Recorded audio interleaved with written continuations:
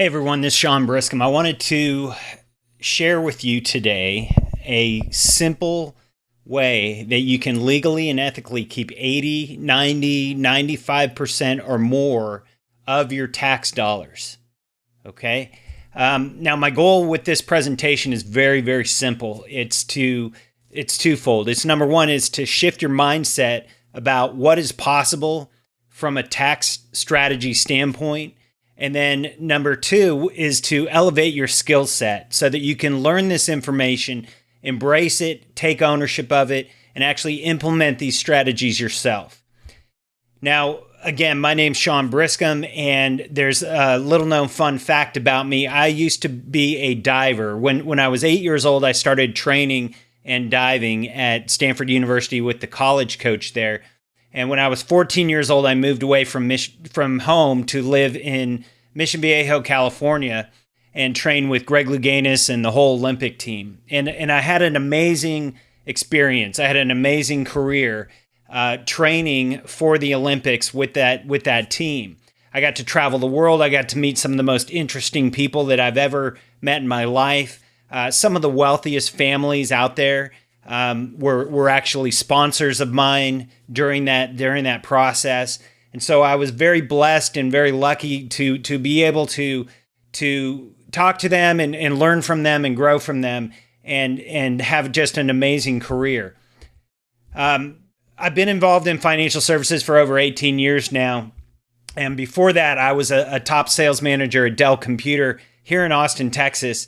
And at the time, this is back in the day when Dell stock was splitting and doubling every single year, and they were throwing tons of stock options at us, and employee stock purchase program was on fire. It was a huge discount. And so I built a lot of wealth through Dell stock. And in very short time frame, I became known as one of those Dellionaires. They used to call us Dellionaires back in the day. In 1999, I decided to retire or quit working for Dell. And I got a phone call from a buddy of mine who had worked with me at Dell, who had retired as well. And he was one of these guys that was buying domain names and flipping domain names. I don't know if you remember back in the day when domain names were very expensive. They were selling for millions of dollars.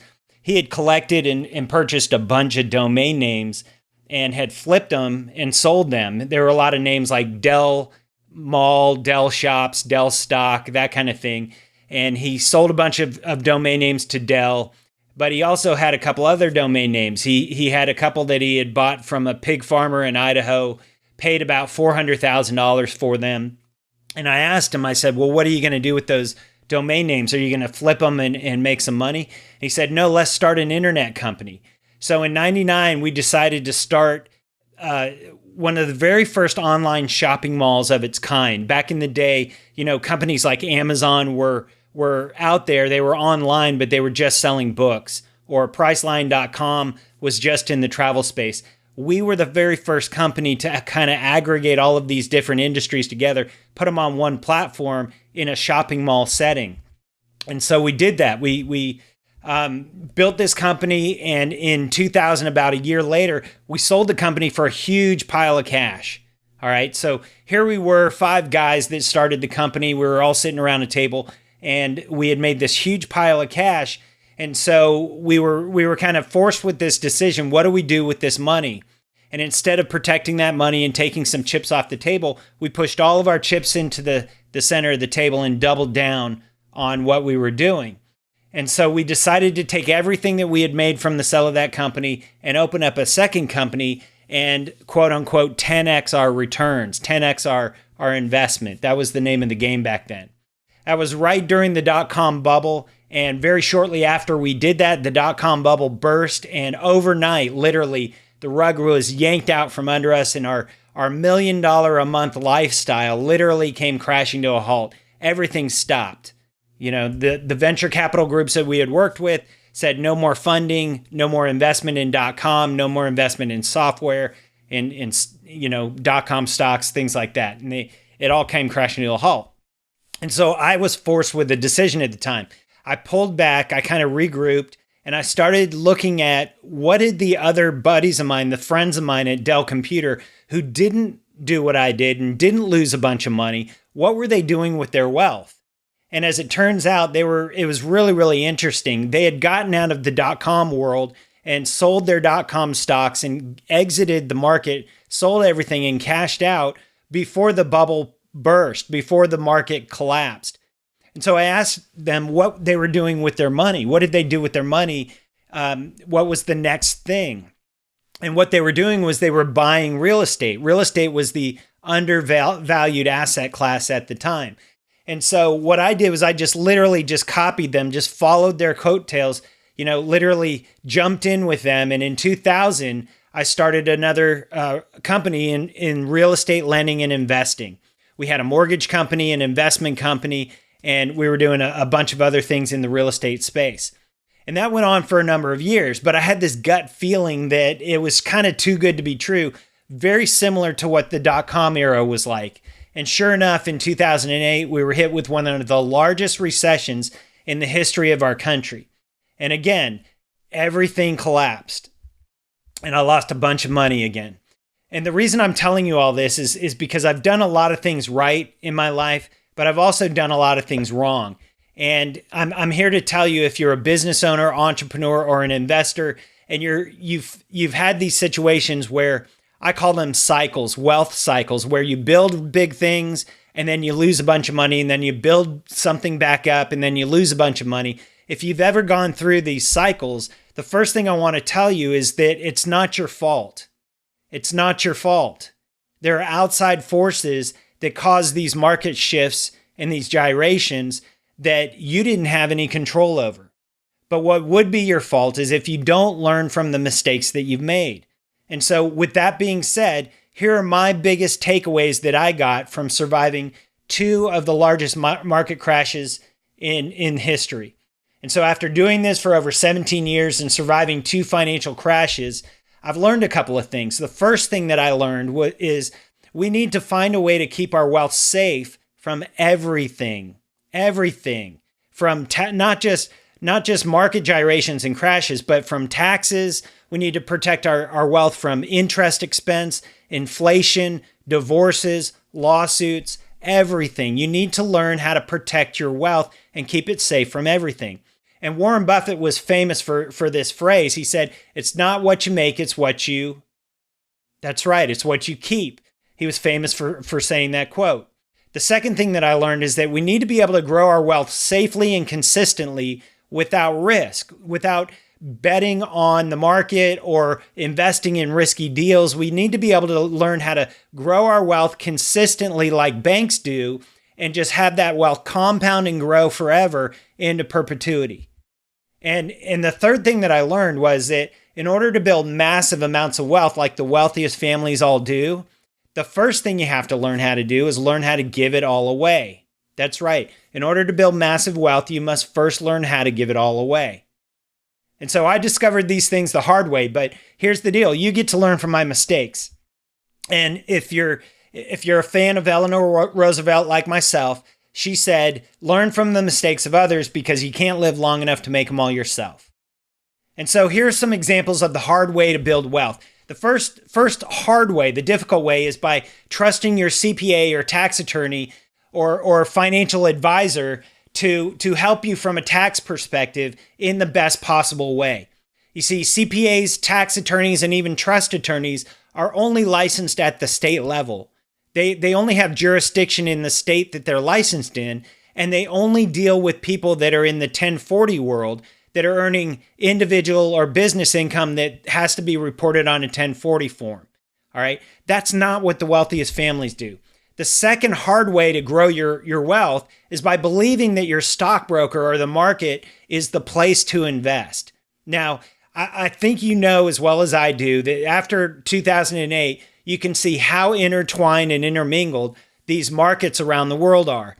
And so if something happens over in China, it has a direct impact on the markets here in the United States. Why on earth would you leave your wealth up to the whims of the market? It just doesn't make sense anymore. 95% of everything invested in the stock market today is invested with high-frequency trading platforms, robots, and these huge, massive financial institutions like hedge funds and other financial institutions that literally bend the market in favor of themselves, whether they're wanting to invest and grow the wealth or short the market. They move these markets on their own. If you're caught up in the middle of that, you need to figure out a way to get out. The third hard way to build wealth is by believing that making charitable contributions or tax deductions, finding different tax deductions, is a way to lower your tax bill. That is not the best way to do things. That's one way of doing things, but it's not the way the wealthiest families do it. And I'm about to show you what they do. Now, if you want the easy way that's allowed me and my wife to live a life of meaning and purpose, my wife and I got married back in 2008, and all we wanted to do was start a family. Based on my experience as a diver, I grew up coaching kids my entire diving career. And so I always knew that I would be a great dad because I had this great coaching experience, this valuable coaching experience. And so my wife and I got pregnant right away. And unfortunately and sadly, we ended up losing our first child. And it sent us both into a massive tailspin and a depression. But out of that pain and anguish, we were able to meet some friends at our church who were actually going through foster care certification. They were getting licensed in foster care.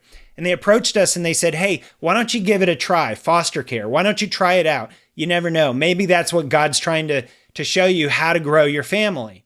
And so my wife and I reluctantly jumped into the foster care world. And we were very resistant and hesitant because we had no idea what we were getting into. We were scared to death. We didn't know, what these kids would behave like and how they would act and how they would end up operating inside of our family, if it was even a fit. We had no idea what we were doing. But thank God we did, because as soon as we got licensed, the first two little girls that we got at our home, in the upper right-hand corner, Chiquita and Sarah, that literally shifted everything for us. As soon as we got them in our home and started loving on them and taking care of them, we knew right away that this is what we were meant to do. And so over the last, 10 years now, we've been blessed with 10 little girls that have all come through the house through foster care. I don't know why it's been all girls. I think God's trying to play a trick on me or just a joke on me. But we've had all little girls. We've adopted 2. They're now our daughters. We've had one of our own through a test tube. And so we've built our family through foster care and adoption. And that's where we give all of our time, energy, money, and emotion, is back to these kids that have been from really, really difficult places. All right. That's our passion. That's our purpose in life. Now, what I'm about to share with you, I want to let you know right up front, this is not a fit for everybody. It's not. It just isn't. We don't want to show you this stuff in what the way I put it is, we don't want to build a golden jewelry box if you don't have any diamonds to put into it. So again, this is not a fit for everybody, and that's okay. You can always start this process at a certain level. There's an entry level, and then there's a next level discussion that we can have, but this is not a fit for everybody. And the second thing I want to tell you is, if all you want to do is learn how to evade taxes, this is not going to be the right webinar for you. This is not a system where you can evade taxes. Tax evasion is illegal. Tax avoidance, however, is perfectly legal. Now, if you stay till the end of the presentation, I've got a couple of bonuses, a couple of gifts for you, and an offer that you're not going to want to miss. So grab your pen, grab your paper. I'm going to show you how you can legally and ethically keep up to 80, 90, 95% or more of your current tax dollars so you can stop the bleeding and then start building wealth and start living a life of meaning and purpose, being able to give back more in a more meaningful way. Now, it's broken down into 3 key concepts that I'm going to be showing you. The first key number 1 is how to learn how to legally and ethically keep 80, 90, 95% or more of your tax dollars. I'm going to show that to you first. The second thing I'm going to be showing you is that the way that you're currently being taught, trained, and educated to grow your wealth is actually holding you back, and that the key to collapsing time and growing your wealth faster and safer is by plugging the leaks and plugging the holes and keeping it instead of leaking it out. Okay? The third key consideration, the third key concept here is that in order to build massive wealth, you must first learn how to give it all away. That, I know that's an oxymoron, but you're going to learn how to do that in this presentation. In order to build massive amounts of wealth, first you got to learn how to give it all away. Now, key number one, learning how to legally and ethically keep up to 80, 90, 95% or more of your tax dollars. Now, I think you'd agree with me that it's no secret that the rich keep getting richer and the poor keep getting poorer. That's what we call wealth inequality. Now, I want you to see this. This is important. 8 men around the world today have as much as 3.6 billion people. Think about that. Think about that.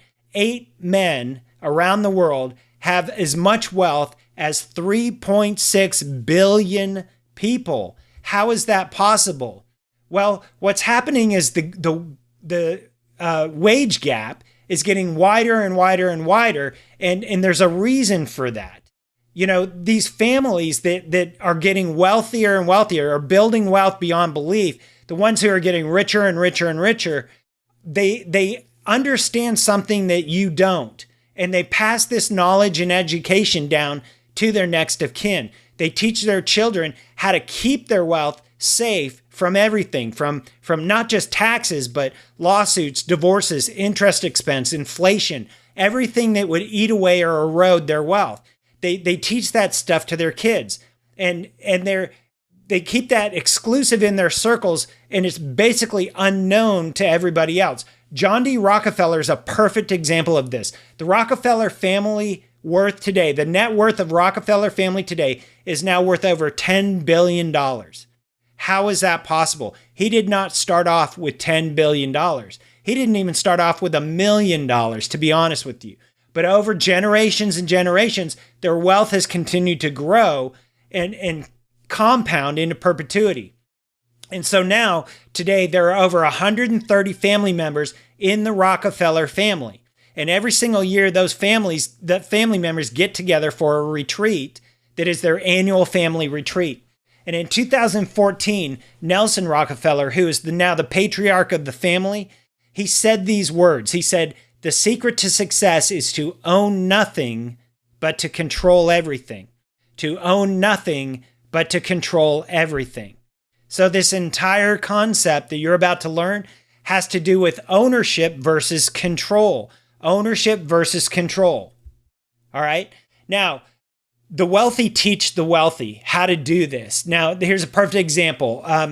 Howard Buffett, for example, he was a congressperson, a congressman from the state of Nebraska. He first learned this system, this 1041 trust and foundation system that I'm about to show you. He learned this system in Congress. Most members of Congress use the trust and foundation system. And of course, he taught his son, Howard Buffett, how to grow up and how to live and operate inside of the world of trusts and foundations. Howard Buffett taught his son, Warren Buffett taught his son, Howard Buffett Jr., Howard Buffett II, how to do the same thing. And so now Howard Buffett, the second, has his own private family foundation and operates in the trust and foundation system. In 2000, I don't know if you remember this, but in 2000, Warren Buffett and Bill Gates met for the very first time. And at the time, Bill Gates was going through an IRS lawsuit. The IRS was coming down on him personally as well as Microsoft. They were under this massive investigation for antitrust issues. They were bringing in money from foreign countries and not claiming tax on that money. And so the IRS was clamping down with them. And so Bill Gates met with Warren Buffett for the first time, and their meeting was supposed to be an hour long. And they ended up clearing their schedules and meeting for the entire day. During that meeting, Warren Buffett brought in his tax team and actually showed Bill Gates how to do the trust and foundation system. And of course, 6 weeks later, the Bill and Melinda Gates Foundation was set up. And today it is the largest private family foundation on the planet. Now, in 2015, when Facebook was going public, Mark Zuckerberg met with Bill Gates. He gifted or granted $3 million to the Gates Foundation, and that bought him a date with Bill Gates. And during that time frame, Bill Gates disclosed and taught and trained Mark Zuckerberg on the trust and foundation system, brought in his team of attorneys, his team of tax professionals, and showed this system to Mark Zuckerberg. All right. In 2015, when Mark Zuckerberg took Facebook public, he announced to the world that he was going to be giving or granting 99% of his Facebook stock to charity. In fact, everybody that you see up on this screen has pledged to do the same thing. Warren Buffett has led the movement to pledge your wealth for these wealthy billionaires to take what's called the Giving Pledge. And in the Giving Pledge, you just simply pledge that you're going to give up 90% or 50% or more of your wealth to charity. Now, what types of charities do you think that these people are giving to? Let me show you what it looks like. I'm going to show you Warren Buffett's charity. You can see right here, this is the Buffett Early Childhood Fund, okay? This has its own separate EIN number. It is a private grant-making foundation. It is a 501c3 charity, which means it is tax-exempt, a private, non-operating foundation, all right? Has over $41 million in assets, and it is required to fill out a tax return, a form called a 990-PF. This is important. The 990-PF just stands for Private Foundation, okay? Same is true with Howard Buffett. When you look at Howard Buffett, this is the Howard G. Buffett Foundation. It's out of Decatur, Illinois, where Howard Buffett lives, has its own EIN number. It is a charitable organization, a 501c3, private non-operating foundation, and it is required to file a 990-PF form. All right? Same with Bill Gates. You can look at the Bill and Melinda Gates Foundation. Here's the Bill and Melinda Gates Foundation with its own EIN number, based out of Seattle, Washington, where they live. It is a 501c3, private non-operating foundation, has $51 billion in assets right now, and it's required to file a 990-PF, stands for Private Foundation. All right. Mark Zuckerberg has the exact same setup. He has the Chan Zuckerberg Foundation with an EIN number from Palo Alto, California. It is a 501c3, private non-operating foundation, $3 billion in total assets so far, and has to file a 990-PF. All right. Now, if you don't believe that Congress and our government knows about this stuff, I want to share with you this quick video. All right. This stuff is taught and trained at the level of Congress. Congress writes the laws for the tax laws that you and I have to follow, and then they write separate laws for the wealthy and for themselves. Here's an example of what I'm talking about. Mr. Whitaker, I want to go back to your time when you worked for the Foundation for Accountability and Civil Trust. I worked for many, many years for various 501c3. So it's very interesting to me when I look at the board. Is this a private or a public foundation? Fact. Was that the 501c3? Is it a private or a public? I don't know. There are two separate types. Congresswoman, I don't have the 990 filings or. But you worked there from 2014 to 2017. I was. And you were the executive director for the foundation. Yes, I was. But you don't know if it's a private or a public. I haven't worked for FACT in 16 months, and I in my preparation for this thank oversight you, hearing. Mr. Whitaker. Now, if you don't believe that he understands the game of private foundations versus public charities, you're fooling yourself. You're being foolhardy.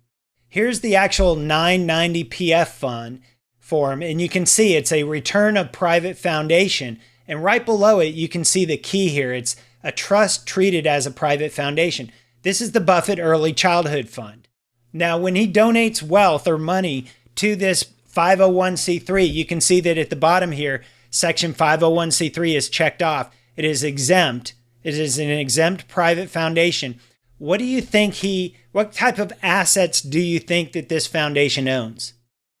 What do you think that this foundation owns? That's right. It's Berkshire Hathaway stock. Okay? Now, this is important for you to understand. Bill Gates gives a lot of money away to charity. He's very charitable. In fact, he's pledged to give away 90% of his wealth during his lifetime to charities. Here's an example of what types of charities he gives to. He started that pledge with a massive donation of $34 billion, billion with a B, to the Bill and Melinda Gates Foundation. What do you think Bill and Melinda Gates did with that money when he donated it? What do you think that they do with this $3.1 billion that he gave to Gates just last year and 4 other charities? You can see it says Warren Buffett on Monday donated roughly $3.17 billion worth of Berkshire Hathaway stock to Bill and Melinda Gates Foundation and 4 other charities. The other family charities were his own children's charities. This is the largest contribution in more than a decade-long plan to give away his fortune. This article is also telling. It says now the Gates Foundation is now one of Berkshire Hathaway's largest shareholders. So when you're looking at these foundations, like the Bill and Melinda Gates Foundation, this is the actual 990PF. Again, it's a return of private foundation. It is a trust treated as a private foundation. That's important. I'll tell you why later. Zuckerberg has also pledged to give away 99% of his Facebook stock in his lifetime.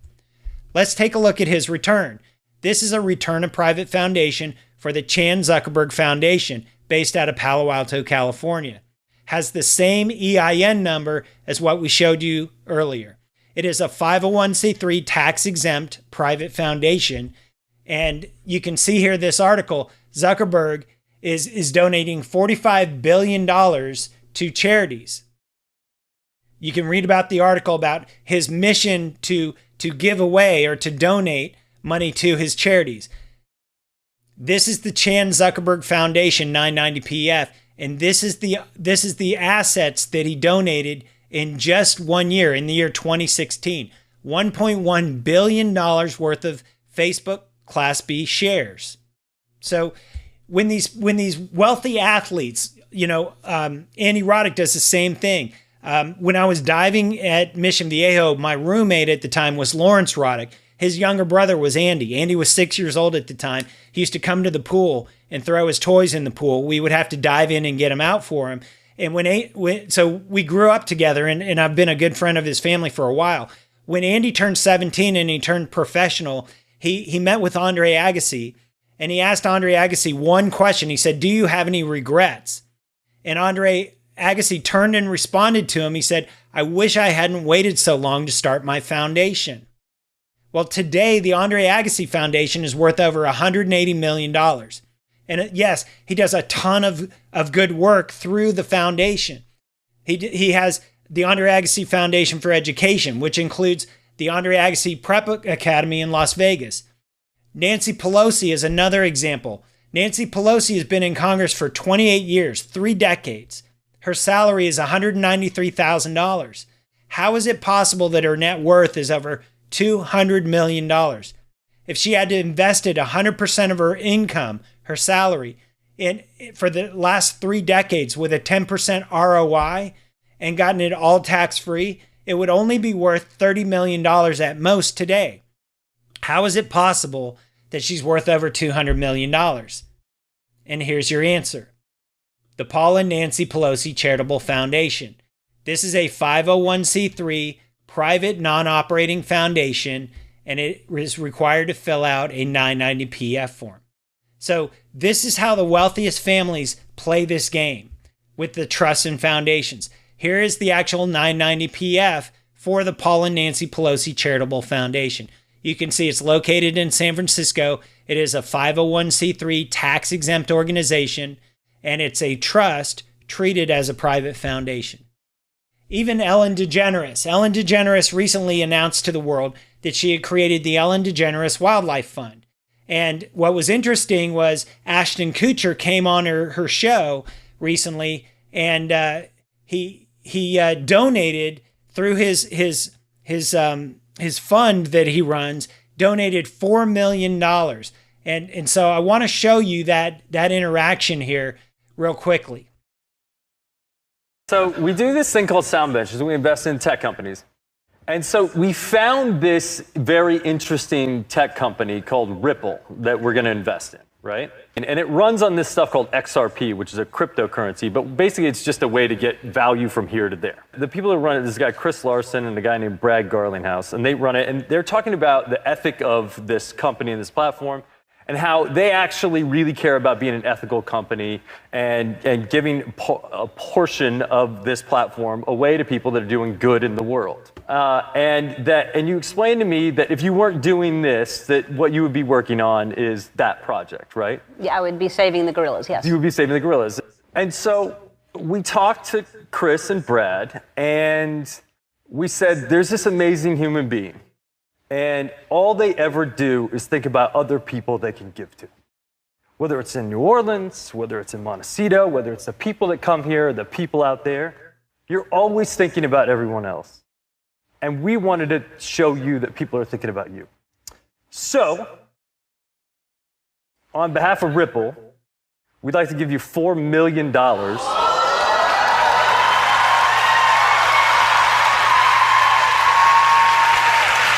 Now, usually people come out with the big giant check and do the big giant check thing, but we can actually transfer it into Rwandan francs right now, right here, and all we have to do is push this button and it's in your account. Do you want to push it? You want me to push it? I would like to push it. I'd like to push it real good. Bingo.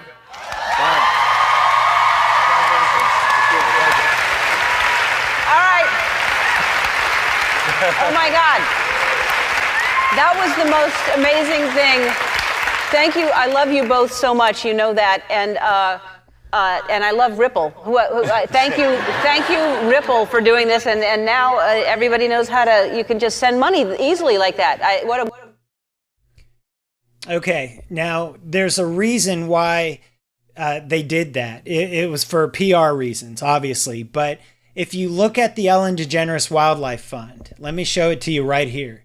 This is the Ellen DeGeneres Wildlife Fund with its own EIN number, okay? An EIN number, just so you're aware of, when you file any entity, whether it's an LLC, a company, a corporation, an S-Corp, you generate an EIN number from the IRS, from Treasury, and all the EIN number says is that every single year you're going to file a tax return and let them know what was the income, what were the expenses, how much money is left over, so they can determine if you owe any tax or don't, okay?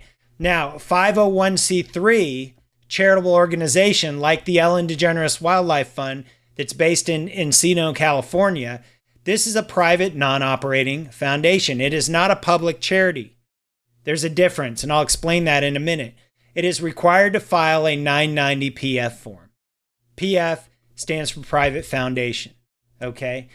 So even though the Ellen DeGeneres Wildlife Fund is a charitable organization, a 501c3, it is a private non-operating foundation. It's not a public charity, and that's important. Even Amazon, these articles came out recently that said that Amazon paid no federal tax on $11.2 billion in profits last year. How is that possible? Well, the largest shareholder of Amazon stock is Jeff Bezos and his ex-wife now, Mackenzie Bezos. This is how they pull this game off. This is the Bezos Family Foundation. It has its own EIN number. It is a 501c3 tax-exempt organization, a private non-operating foundation, and it's responsible for filing a 990 PF. All right.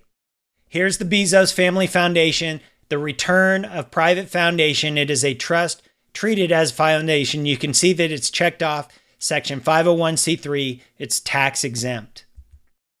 And look what this foundation owns. These are the assets of the foundation. In 2016 alone, Jeff Bezos donated 25,000 shares of Amazon.com stock worth over $20 million in just 1 year. All right. Even Mackenzie Bezos, she pledged to give away half of her $36 billion fortune. When they got divorced, she got half of his wealth, right? And she pledged to give away $36 billion under the same giving pledge that Warren Buffett started, that Bill Gates is a part of, Mark Zuckerberg, Michael Bloomberg, and Robert F. Smith are part of. Now, what she's done is she's created her own private foundation. Even our president, Donald Trump, has done the same thing. And I don't know if you remember in the 2016 election when Hillary Clinton called out Donald Trump, she said, Trump has not paid tax in over 30 years. And his response was just simply, that just makes me smart. Even today, Trump believes that he is one of the smartest presidents ever to take office as far as his understanding and knowledge of the tax law. And here's an example. This is actually what was said that night during the election. Let's take a listen. Maybe he doesn't want the American people, all of you watching tonight, to know that he's paid nothing in federal taxes, because the only years that anybody's ever seen were a couple of years when he had to turn them over to state authorities when he was trying to get a casino license, and they showed he didn't pay any federal income tax. So if he's paid zero, that means zero for troops, zero for vets, zero for schools or health. All right, I think you understand the game here. Now, what's funny to me is that the Clinton family does the same exact thing. This is the actual return of the Clinton Family Foundation. It is a 990 PF. It is a private, non-operating foundation treated as a trust. Okay? It is tax exempt private foundation. All right? Now, the wealthiest families in our country have done this for generations. And you know the family names. It's the Vanderbilts, the Rockefellers, the Kennedys, the Mellons, the Trumps, the Clintons, the Bushes, the Romneys. The list goes on and on. Now, these are America's richest families. People that live too large for mere mansions, so they live in compounds like in Cape Cod or Florida or Maine. You know, they're treated like American royalty. Their wealth has created literally family dynasties that last for years and decades and even generations. They built institutions that are named after them, like Vanderbilt University, the Rockefeller Center, or the Kennedy Center for Performing Arts. So why is it that you never hear about one of these families going belly up or losing hundreds of millions of dollars in, the Great Depression, the crash of '87, the dot-com boom and bust of 2000, or the real estate crash of 2018? How come they never lose money? Well, the short answer is simple. They play by a different set of rules. You see, they don't leave their wealth up to the whims of the market, like what we talked about before. They don't gamble their wealth away in the markets.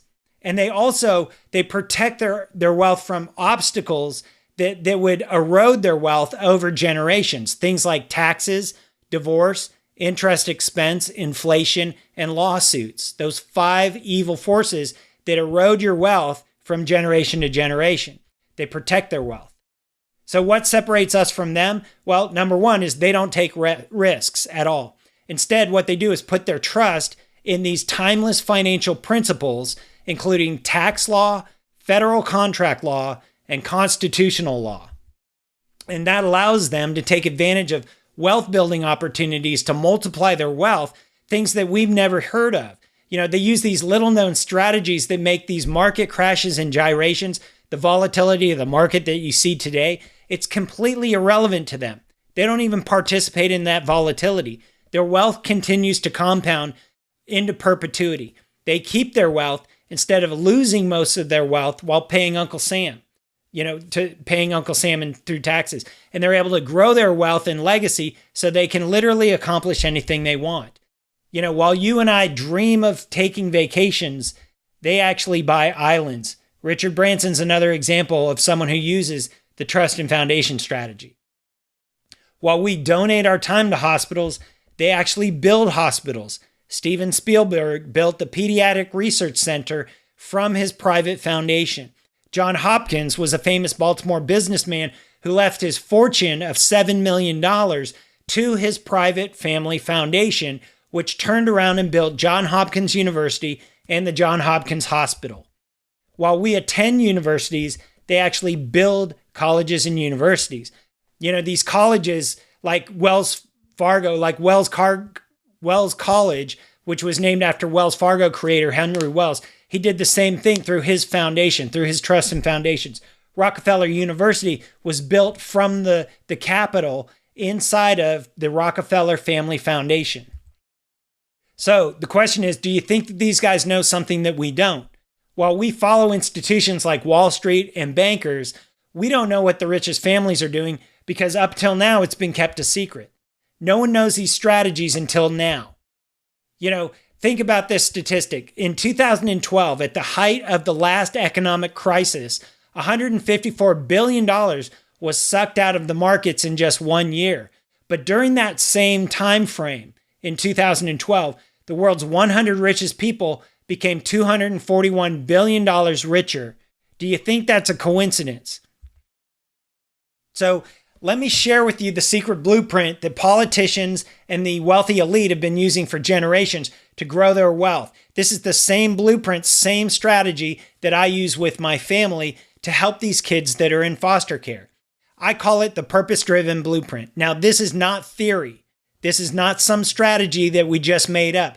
This has been used legally and ethically by myself and others for generations. These tax laws have been in place since the IRS was formed back in 1913.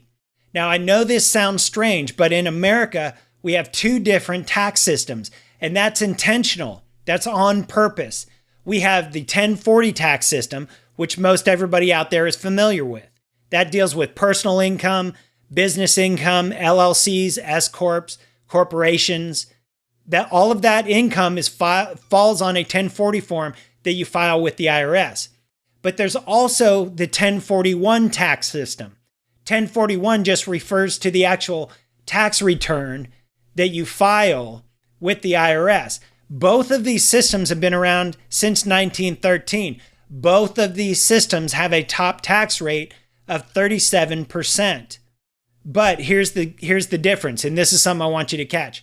On the 1040 system, you have to deal with capital gains tax of 15 to 25%. Not true on the 1041 system. On the 1040 system, you have to deal with state tax, which is also based on federal income tax. Not true on the 1041 system. And on the 1040 system, you have to deal with property tax. Not true on the 1041 system. And of course, on the 1040 system, you have to deal with estate tax and probate cost, which you don't have to deal with on the 1041 system. Now, how did this happen? How did we get so far away from these principles, these rules of the 1041 tax system? Well, it all boils down to this little known rule that's called the Rule of 97. And this is just a weird statistical anomaly that economists use when they're talking about demographic shifts in America, demographic shifts in our country. And it goes like this. In 1897, 97% of all Americans were business owners, entrepreneurs, and investors. They were employers. They created their own wealth, their own income. We generated our own family wealth. Only 3% of us were what they call apprentices or employees. They worked for the 97%. So that 3% worked for the 97%ers. Now, 100 years later, in 1997, those numbers flip-flopped, and only 3% of Americans actually owned their own business or were entrepreneurs or investors or employers. 97% of us went to work for corporate America. And here's how it happened. During the First World War and the Second World War, what happened was there were these demographic shifts where soldiers were coming home from war and going to work on the assembly line, going to work for companies because they wanted to achieve the American dream. They were leaving the farms, they were leaving their family businesses and going to work for other people. And so over that 100-year shift, that demographic shift, more and more people left their own businesses, left the farms, and went to go work for corporate America. Okay? Now, in 1913, the IRS was formed by the U.S. Treasury. And what happened was the government got together and the Congress got together and said, listen, we need to start collecting a little bit of tax from the citizens, from the employees, the people that are workers, because if we don't, we're not going to be able to build out the infrastructure of our country. We're not going to be able to build out the roads and bridges, the railway system, our health care, the hospitals, schools, education was becoming more of the norm. You know, it used to be that you were educated on the farm. Now people were actually going to school. And so they needed to be able to build out that infrastructure. And so they decided they were going to collect tax for the very first time in 1913. Here's what the income tax brackets looked like back in 1913. The bottom rate was only 1%. 1%. And that was for income earners, people who took personal income of $20,000 a year or more. Well, that was back in 1913.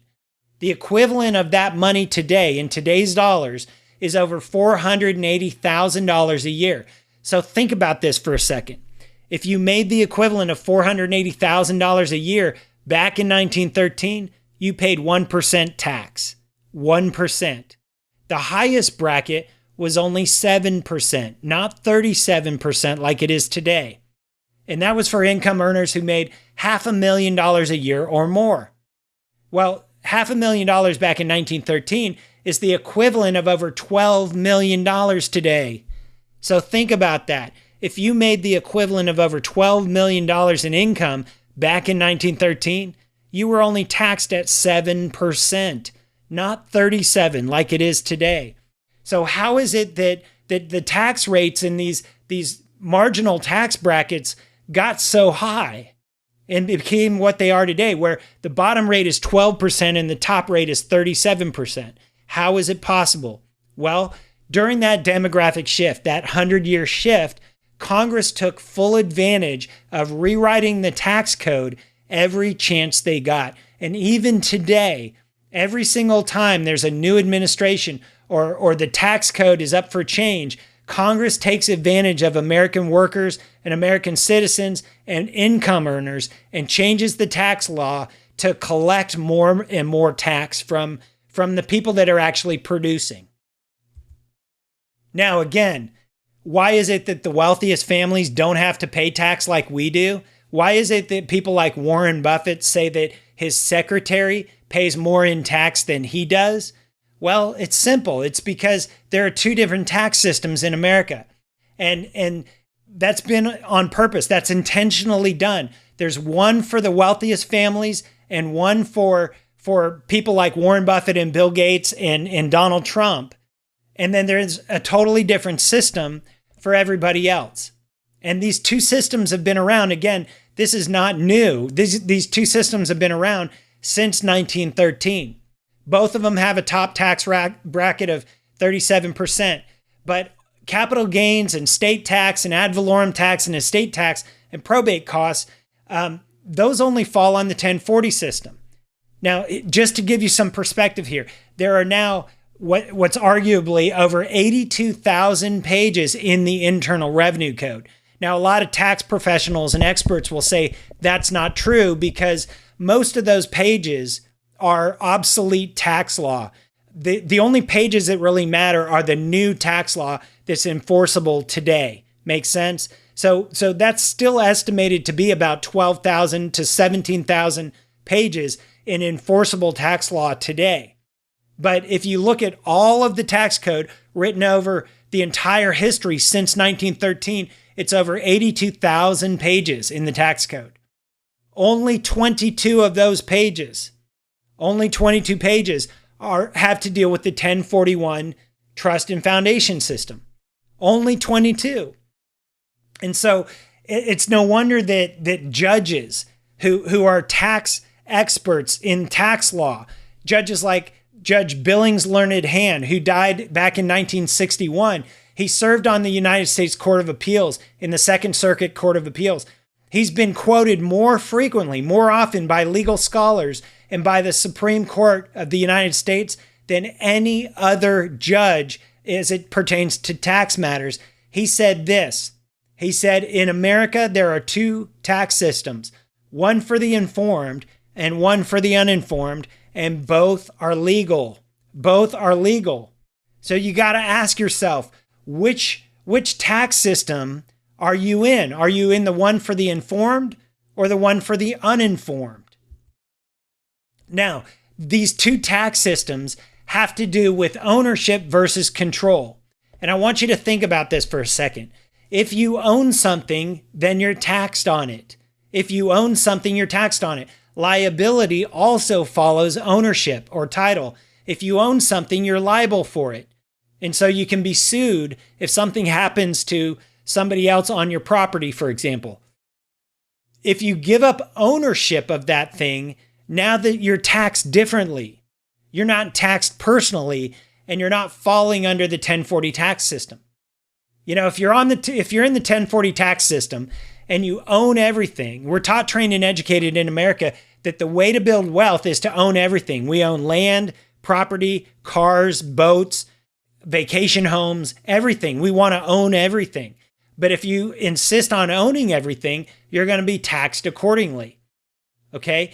Now, if you give up ownership to a trust, for example, to a separate entity, now you don't own it. And now that asset, that wealth is now protected through tried and true, impenetrable, powerful contract law and clauses. Similar to other problems that you can see that erode your wealth are things like inflation. You know, if you're holding wealth in the form of US dollars, you know that 3 to 4% per year of that wealth is being depreciated or is being lost. Can you mitigate that loss in the trust and foundation system? Yes, absolutely, 100%. Even alimony and child support. If you own the stuff, if you own your income, if you own your businesses, if you own your assets, all of that stuff is up for grabs during a divorce. I mean, think about it. The Kennedy family, every single member of the Kennedy family has been divorced and remarried multiple times. And if that's true, and in a divorce, you have to split your assets with your spouse, how is it possible that the Kennedy family is not penniless and out on the street today? If they have to divide their wealth every single time somebody has a divorce in the family, how are they not penniless? Well, it's because they don't own anything. They give up ownership of all of their assets, all of their income, all of their wealth to the trusts. And so let me explain to you how the 1041 tax system, the trust and foundation system, this philanthropic and generational legacy system actually works. Right now, you're taking on your own income and you own your own assets and you're focused on ownership, not control. But how does the wealthiest 1% of Americans always win? Well, what they do is they give up ownership, but they maintain control of the game. So you got to look and see, how is my business framework and structure? Are you renting an entity from your state? Is it a statutory entity? Do you have a statutory trust in place where it's actually owned by the state itself and you're just renting that EIN number? Or have you created an entirely independent entity? How do you hold your assets? How do you receive and draw your income? Are your businesses and real estate holdings and incomes structured in a way for tax efficiency? Now, why would you do this? Well, it's simple. Number one, it drastically reduces the personal, federal, state, and local taxes. You get total avoidance of capital gains tax, total avoidance of estate and inheritance tax, absolutely no probate costs, total protection of assets from lawsuits, judgments, and lawsuits, judgments, and creditors. All personal liabilities go away. Total protections of assets from divorces. Now, most of us grow up thinking that the key to wealth is to own everything. That's not always true. I used to believe the exact same thing until I had this mind shift, until I learned this information. And I had to stop asking myself, how am I going to own more stuff and build my wealth through ownership? And I had to ask myself, how am I going to learn the skill sets that I need to keep my money and multiply my wealth? And so key number 2, the way that you're currently being taught, trained, and educated to grow your wealth is really actually just holding you back. The key to collapsing time and growing your wealth faster is by keeping your wealth instead of leaking it out. And so one of the strategies that we teach people is how to collapse time. And so I want to give you an example of that. A client of mine named Roger came to me when he was 57 years old. He had built up his business from absolutely nothing, and the company was now valued at over $30 million. Now, Roger wanted to sell his business, but the problem that he had was that if he sold his business, he was scared to death of the capital gains tax, just that exposure to capital gains tax. So he was totally unhappy. He was like, literally came to me and he said, I don't think I'm ever going to be able to quit working, because as soon as I stop working and I sell my business, it's game over. I'm going to owe this massive amount of tax. But he still felt like he could reverse this and fix the problem. He just didn't know how to do it. So what we did was we created this structure of two trusts, a business trust, a family trust, and a private foundation, so that he could exit his business completely capital gains tax free.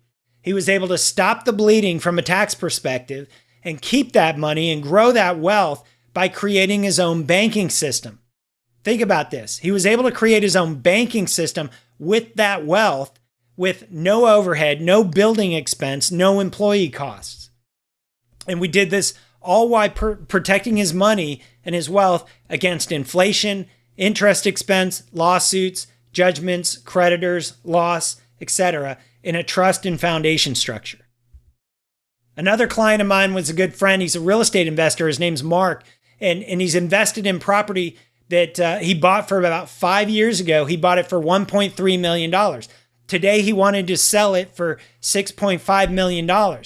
So he had a $5.2 million capital gains tax exposure, and he was scared to death of that capital gains.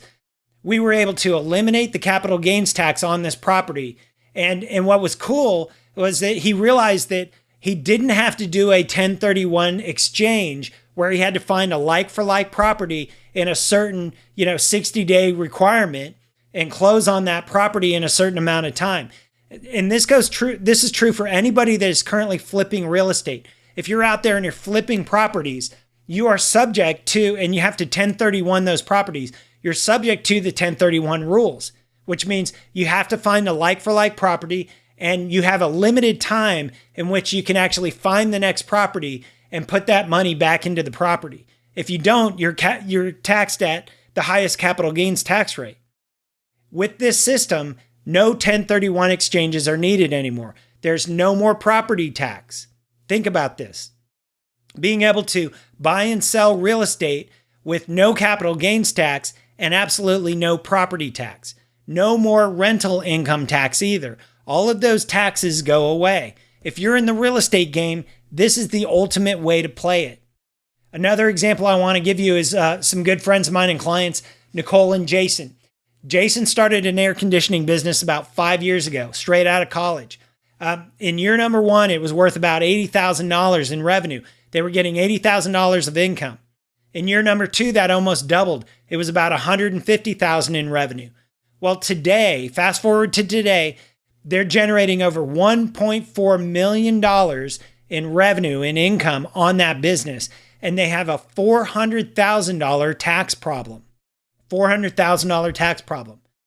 But by doing the 1041 trust and foundation system, they were able to completely keep that money this year and next year and the year after that into perpetuity. They're able to keep all of those tax dollars. And what they're able to do with it is to take that money and fund their private foundation to help foster kiddos, just like my wife and I do. They love foster kiddos. They actually are fostering 2 kids right now. They plan on adopting them. They've got kids of their own. And that's where their heart is, where they give all of their time and energy and money and, just their emotion all goes into these kids, just like my wife and I. But more importantly is they're able to build their business and grow their business because they're able to keep all of that capital and put it to work back into the business. Now, we've also been able to help millennials, people like Preston. Preston is the son of a farm family, and this farm family has hundreds of millions of dollars worth of land. Now, his family's owned the land for generations and generations, and that's how it's grown in wealth, right? Is through that generational transfer. But here's the problem is that now they're scared to transfer that down to their kids because of probate and estate tax. their only solution so far, if you're a farmer out there, if you know anybody that's a farmer and you're faced with the same problem, the only solution out there right now that a CPA or tax professional will give you is to finance that purchase, to actually sell the property to the kids and finance the purchase through bank debt. What that does is it creates generational debt loads with their kids and grandkids that they now have to deal with. But by doing the 1041 system, 1041 trust and foundation system, now they can transfer that property completely outside of probate with no probate costs, no estate tax, completely tax-free. No more debt burdening future generations. The trustees of these trusts, you are a trustee of the trust. You enjoy total control over all of your income and assets, total protection against domestic and international incomes and assets. You can have money coming in from foreign countries, from businesses you're doing overseas, and all of that is protected in your trusts. The wealth stays in your bloodline from generation to generation. These entities are institutions and remain viable, protecting your incomes and assets from generation to generation. These income and assets remain totally protected from lawsuits, judgments, creditors, including government agencies like the IRS. This allows you to create philanthropic legacies and endowments where you can give back more in a more meaningful way. So you got to ask yourself, how are you protecting and keeping your wealth today? Do you buy into the notion of traditional trusts? Now here's the heads up. There are 86 different types of trusts in America. What type of trust do you have? There are AB trusts, there are grantor type trusts, there are revocable trusts, irrevocable trusts, there are real estate investment trusts, there are even irrevocable life insurance trusts, ILITs. Those are the traditional trusts, and all of those fall on the side of the 1040 system because they are all statutory in nature. Statutory meaning they are recorded and governed by state law. State law. Remember, CPAs, tax attorneys, and trust attorneys are only licensed at the state level. The only tools that they have in their tool bag are state laws and state regulations. And so for estate planning purposes, all they can create are statutory trusts. Do you leave your assets and your incomes at the mercy of bankers and rigged markets? Are you gambling your money away? Are you the one who leaves your hard-earned money in the bank, which earns less than 1% a year, in cash or CDs? Are you enabling banks to take that money and loan that money out at 400 to 1,300% ROI, lending your capital out to other people? Or are you the one who borrows from the bank for businesses, for expanding your business, for growing your business? Are you borrowing money for asset purchases or financing yours and your family's lifestyle, putting your hard-earned cash into the bank's coffers in the form of interest? Have you protected your liquid assets from inflation year after year after year, generation to generation? Now, I get it. You're probably thinking, okay, that's great and all, but that's how Warren Buffett and Bill and Melinda Gates do it, but that's not me. And if you're thinking that, you'd be wrong. The principle that you have to understand before shifting the tides is, first you got to protect and keep what you've built. Now, tax law, the laws of our country are for everybody, not just Bill and Melinda Gates, not just Warren Buffett, not just Donald Trump. The laws are over everybody in our country. But rule number one is you've got to keep what you've built. Remember, Warren Buffett said it best. It's not what you make, it's what you keep that matters. Now, the ultra rich understand that they're able to spend their money without ever having to dip into their savings or drop their savings down to zero.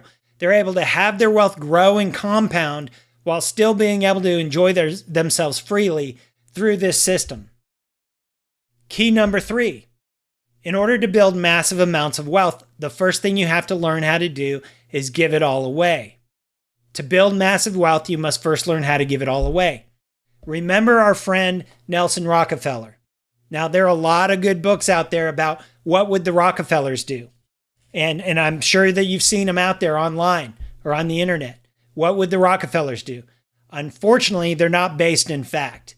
You know, Nelson Rockefeller himself said these words: "The secret to success is to own nothing but to control everything." To own nothing but to control everything. So it has to do with ownership versus control.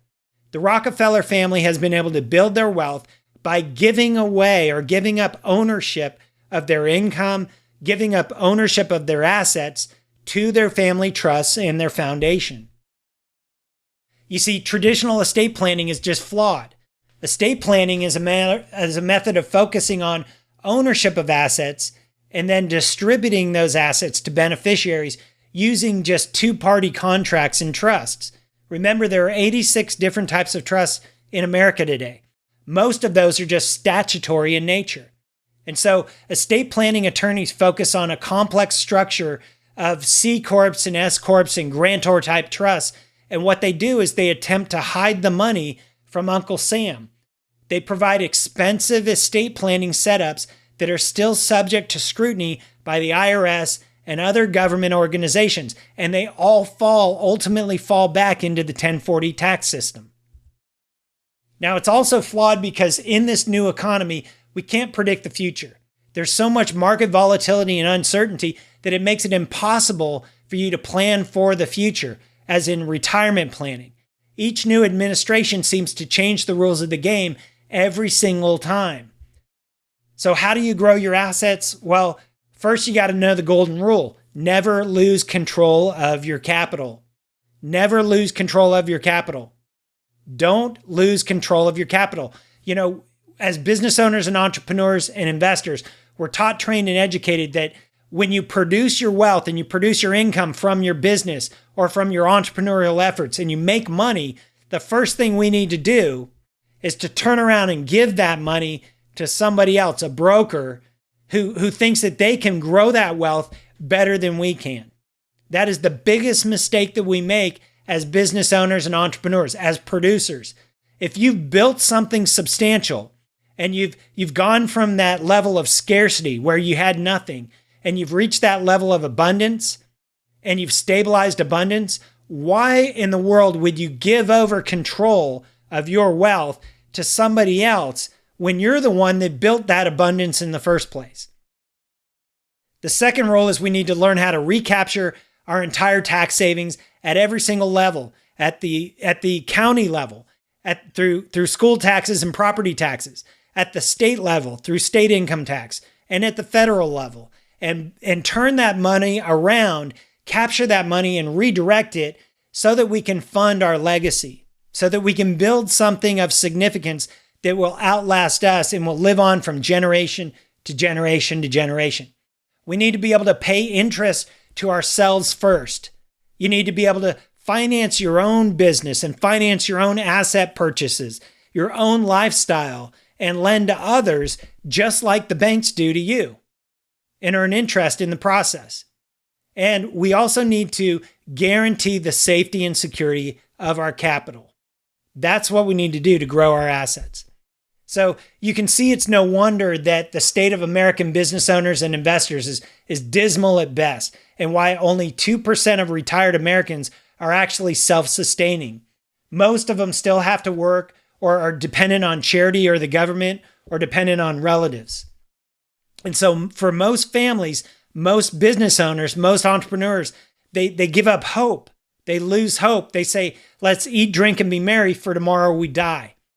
Now, the good news is that we can teach you what the elite 1% do. So instead of living like you were back in the Stone Ages or back in college, you can actually live out your golden years and even have a better quality of life than you did while you were working. I mean, think about the American dream, where you used to put in 20 or 30 years and then retire with a gold watch and a pension. And then you get to travel, then you get to enjoy your family, then you get to enjoy your golden years. And you know, you do all these things that you would have done while you were working and sacrificing. Well, the American dream died decades ago for most people. But the deal is, the reality is still an option for the 1%. Now, again, it's still an option for you if you make the decision to change how you look at keeping your money, growing your wealth, and building your legacy. Your dream doesn't have to be a dream that only the ultra rich get to live. So can you see why I'm so passionate about teaching this system? Myself and my wife, we actually set up our own foundation. We call it the Kind Foundation. And the mission and purpose of Kind Foundation is to help these kids heal from life's hurts, to help them heal from the trauma that that's been inflicted on them. And you can see this is our charitable organization. You can see the employee identification number here at the top, and you can see down here that it says Form 990-PF required. All right? This is the actual letter that was given to us by the IRS. This is a copy that they sent me on March 18th of last year. And it says simply this: Dear applicant, we are pleased to tell you that we have determined that you are exempt from federal income tax under IRC Section 501c3. 501c3 status is just the section of the tax code. It's Section 501, Paragraph C, subsection 3. That's all that means. It goes on to say that donors can deduct contributions that they make to you. You're also qualified to receive tax-deductible gifts, devices, transfers, or bequests. This letter could help resolve questions of your exempt status. Please keep it for your records. So you can see, this isn't just a dream that Bill Gates, Warren Buffett, and Donald Trump get to play. This is something that I've actually implemented with my own family, and you can do the same thing. This is the trust agreement of the foundation. Remember that when they file a 990-PF, it is a trust treated as a private foundation. And so every trust is deemed, it has to have a trust agreement or a documentation or a contract. A trust is simply a three-party contract. You can see that this agreement is creating the Kind Foundation in Williamson County, Texas, in December of 17 between myself and my wife as founders and myself and my wife as trustees. So think about that. When you implement these strategies, you become two different people. You are an individual with a social security number, and you're also a trustee that is the fiduciary or the manager of the trust. You can see the EIN number is the same EIN number, and it's exclusively created for charitable, religious, scientific, literary, educational purposes, including such purposes as the making of distributions to organizations that qualify under 501c3, meaning we can give gifts and grants to other 501c3 or tax-exempt organizations or other public charities. This is the actual 990-PF, Return of Private Foundation, for the Kind Foundation. You can see this was filed in 2017. Now, let me ask you a question. How many of you out there feel like you've learned a ton so far? Do me a favor. In the bottom, in the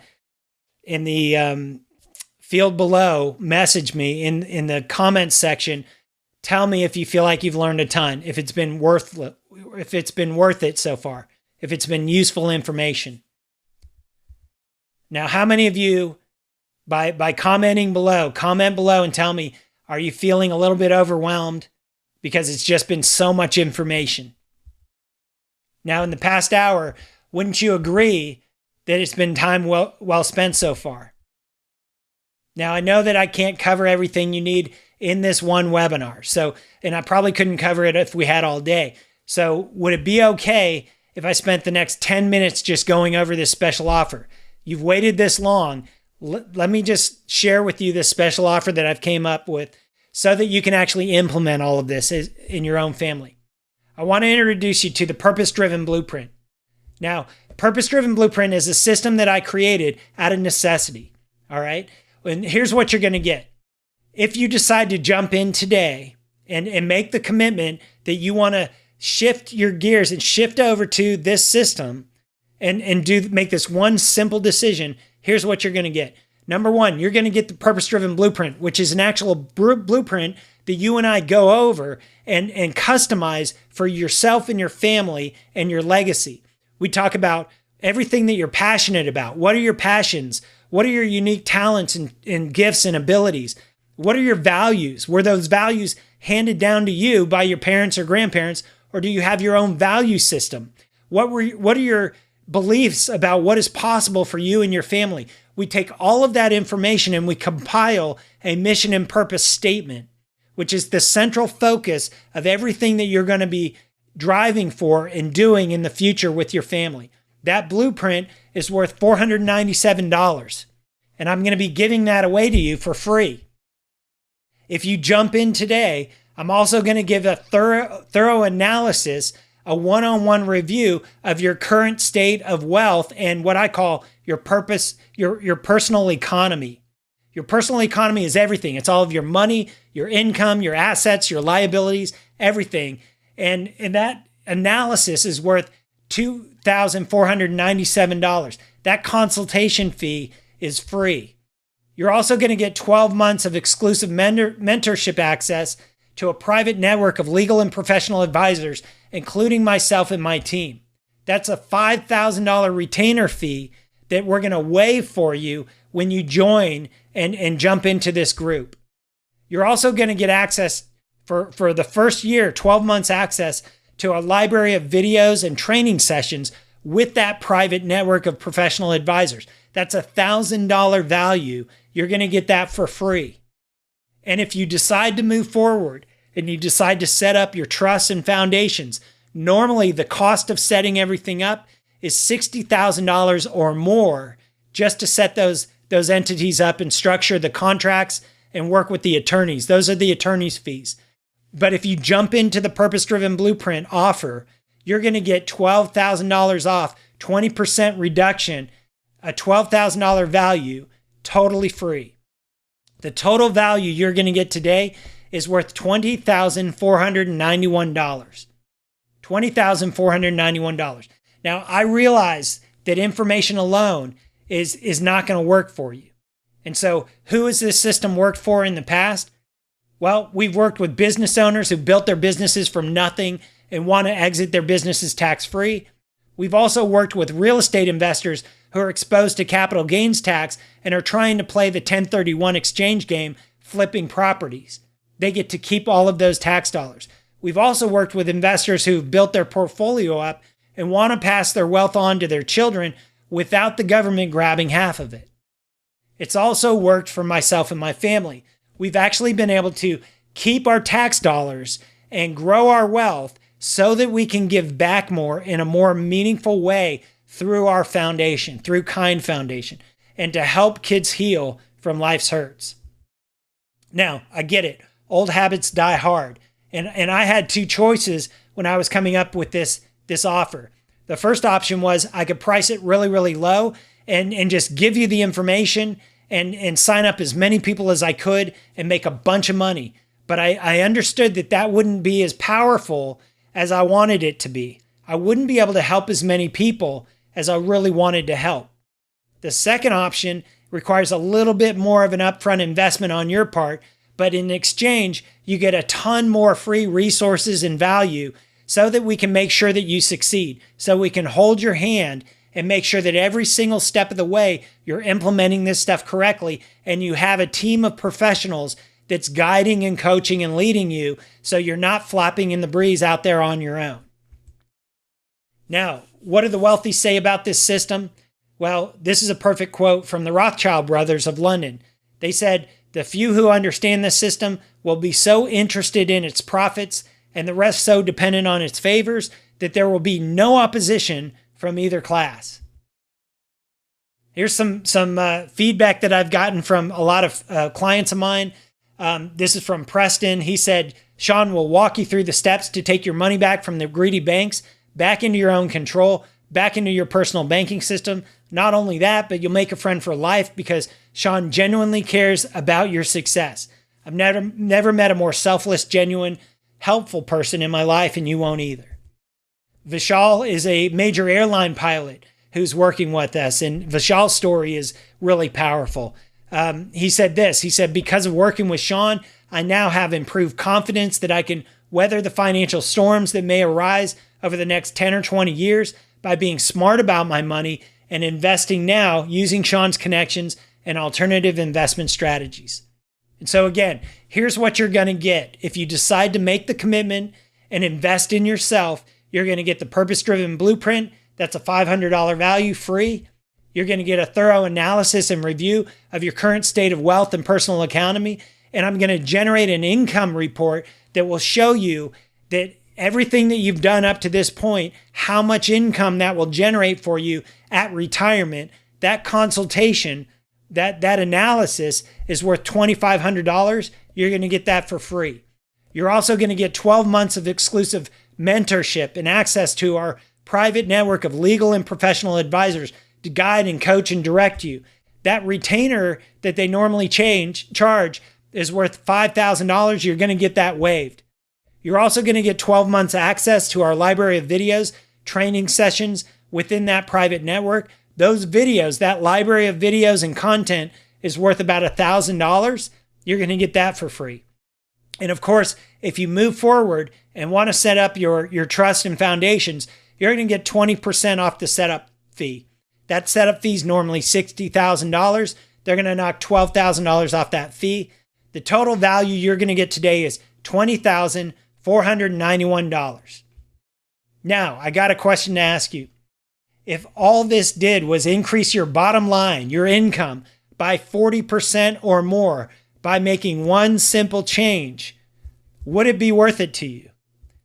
If all this did was helped you to grow your wealth and multiply your wealth more effectively, would it be worth it to you? If all this did was help you to save 60, 70, 80, 90, or 95% or more in taxes, would it be worth it to you? And so think about that number for a second. What is that worth to you? How much did you pay in taxes last year? Was it $10,000, $25,000, $50,000, $100,000? What did you pay in property taxes? What did you pay in state taxes, county taxes, federal taxes, business taxes? All of those taxes added up. How much did you have to pay last year? What will you have to pay this year?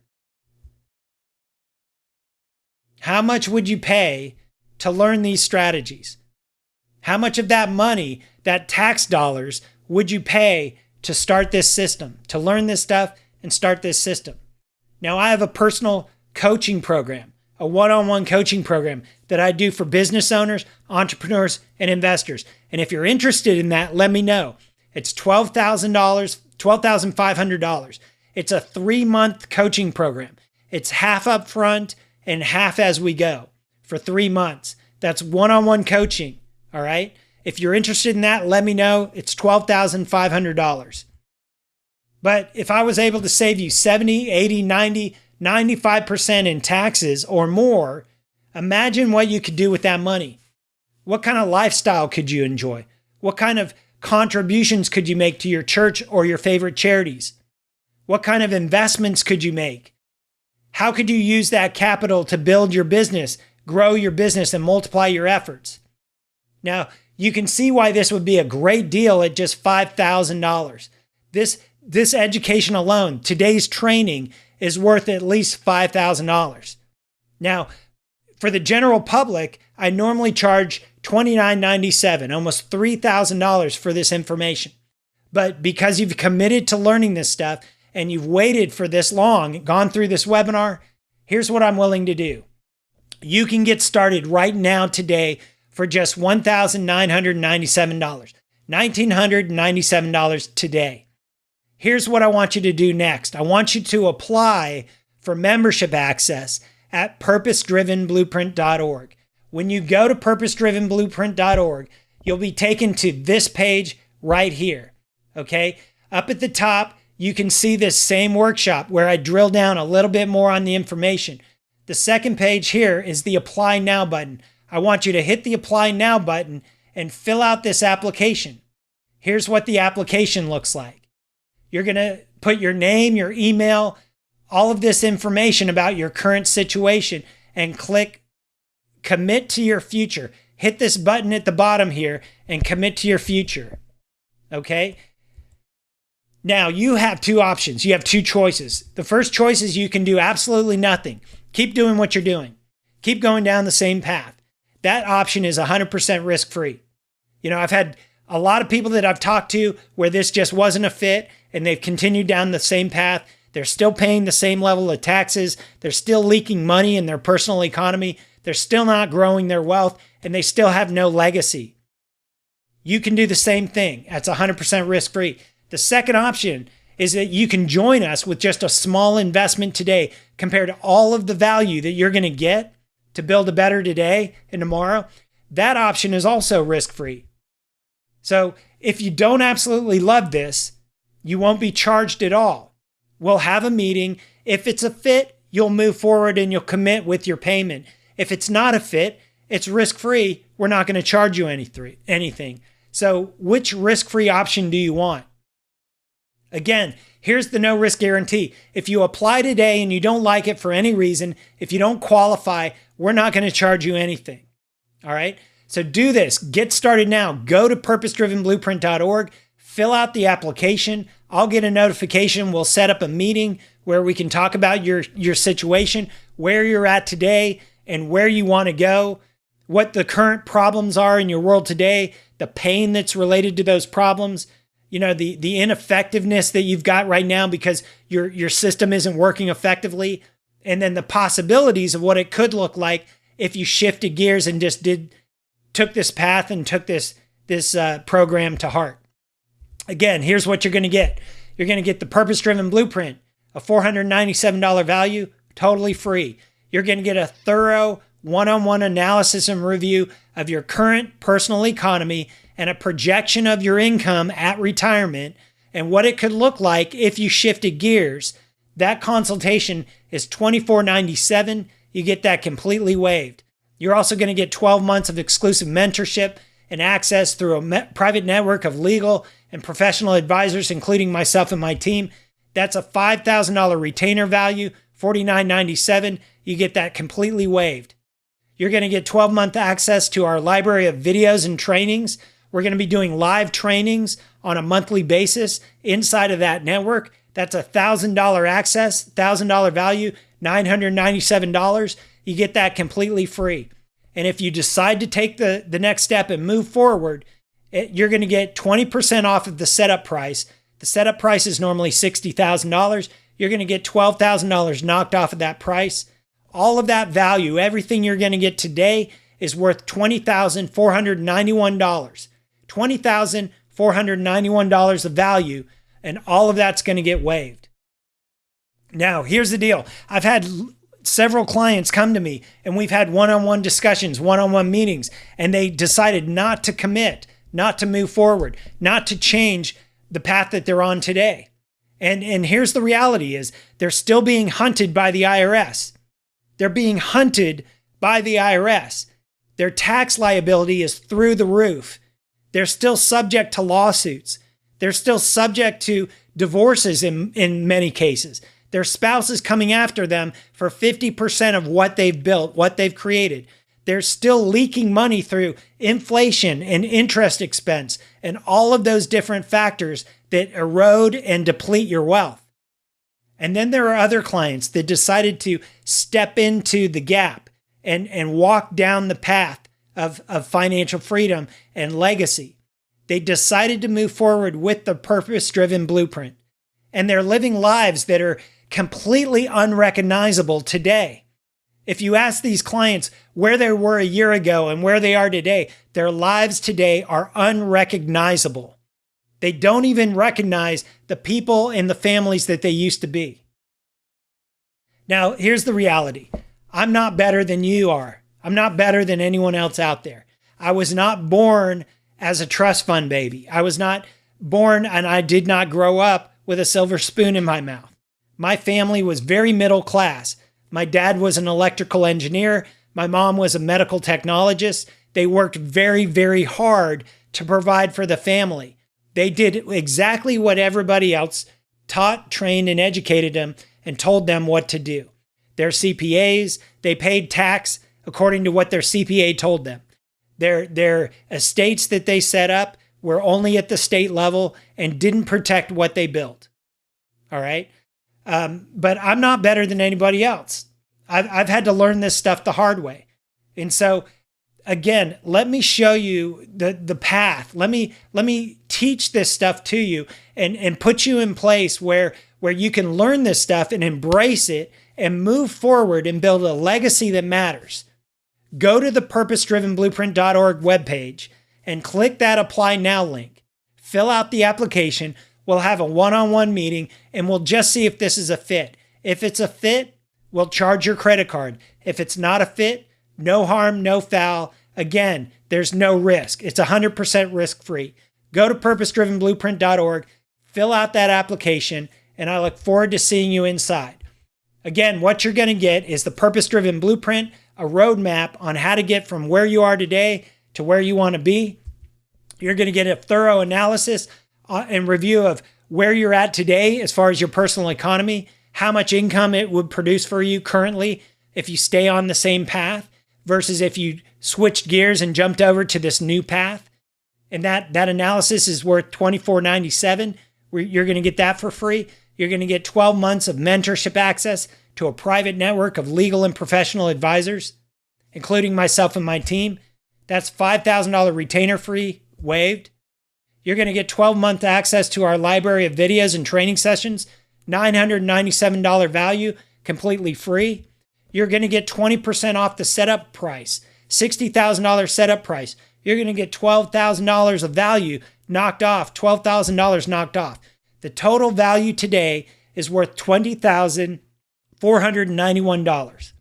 You're going to get all of that for the introductory, limited time only, one-time fee of $19.97.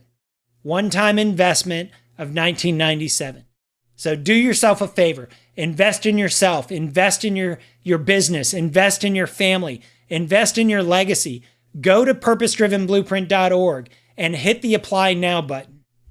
I look forward to seeing you on the inside.